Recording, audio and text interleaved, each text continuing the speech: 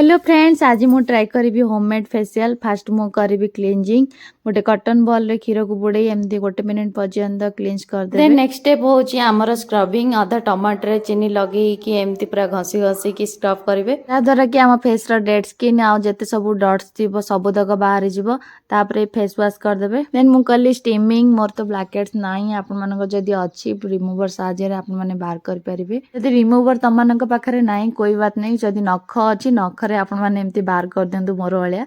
Then last and final step होची हमर face pack रे मु नेची बेसन हल्दी दही आ टिके हनी ताको भल से घांटी की एमती बढ़िया से पैक बनै दियंतु।